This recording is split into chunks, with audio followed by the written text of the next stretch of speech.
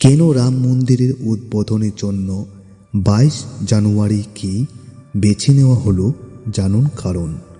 রাম মন্দিরের প্রাণ প্রতিষ্ঠার জন্য ওই 84 সেকেন্ডই হলো সবথেকে পবিত্র ক্ষণ। অনেক তিথি ঘেটে এই পবিত্র সময়টি নির্ধারণ করেছেন বারাণসীর পণ্ডিতরা। কাশীর পণ্ডিতদের মতে এই পবিত্র মুহূর্ত অত্যন্ত তাৎপর্যপূর্ণ এবং অত্যন্ত সমৃদ্ধশালী। 22 জানুয়ারি দিনটি কেন বেছে নেওয়া হলো রাম মন্দির উদ্বোধনের জন্য? এই দিনটি বিশেষ কী তাৎপর্য রয়েছে জানুন বিস্তারিত। রাম মন্দির প্রাণ প্রতিষ্ঠা অনুষ্ঠানে 84 সেকেন্ডই শুভক্ষণ। 22 জানুয়ারি রাম মন্দিরের উদ্বোধন। রামলালা বিগ্রহের আবরণমুক্ত ছবি ইতিমধ্যে দেশবাসী দেখে ফেলেছে। কৃষ্ণবর্ণের রামের বাল্যকালে অপূর্ব এই মূর্তি তৈরি করেছেন মহীশূরের ভাস্কর্য অরুণ যোগীরাজ। বিগ্রহে ঠোঁটে সুমিষ্ট হাসির ছোঁয়া। 22 জানুয়ারি রাম মন্দিরের উদ্বোধন। তার আগে সাজো সাজো রব অযোধ্যায়।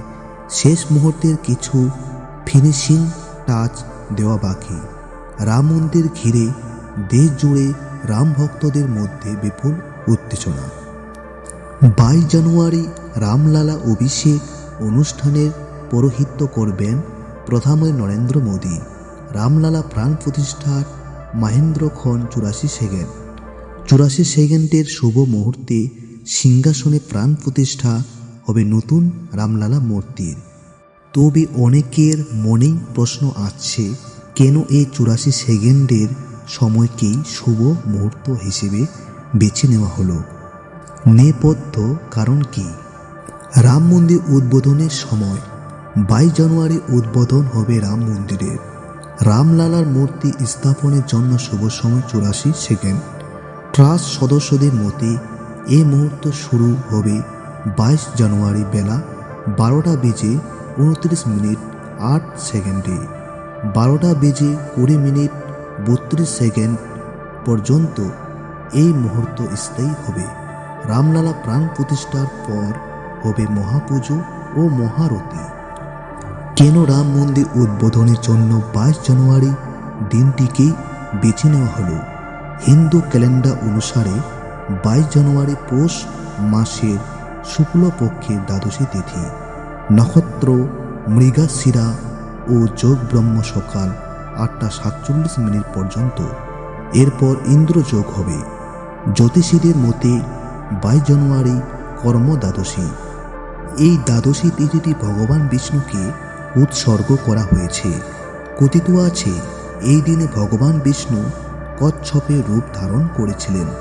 ধর্মীয় গ্রন্থ অনুসারে এই দিনে ভগবান বিষ্ণু কচ্ছপের অবতার গ্রহণ করেছিলেন এবং সমুদ্র মন্থনে সাহায্য করেছিলেন।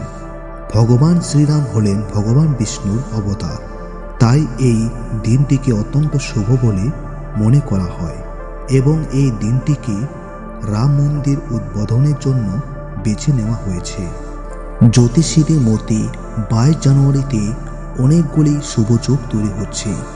এই দিনে 3টি শুভযোগ গঠিত হচ্ছে: অভিজিৎ মুহূর্তা, সর্বার্থ সিদ্ধিযোগ, অমৃত সিদ্ধিযোগ এবং রবিযোগ।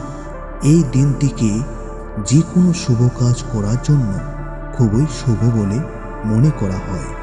এই যোগাসনে যে কোনো কাজ করলে একজন ব্যক্তি সকল প্রকার কাজে সফলতা লাভ করেন। ধর্মীয় বিশ্বাস অনুসারে অভিজিৎ মুহূর্তা, সর্বার্থ সিদ্ধিযোগ এবং অমৃত সিদ্ধি যোগের শুভ সময়ে ভগবান শ্রীরাম জন্মগ্রহণ করেছিলেন। তাই অযোধ্যায় রাম মন্দিরের পবিত্রতার জন্য 22 জানুয়ারি বেছে নেওয়া হয়েছে।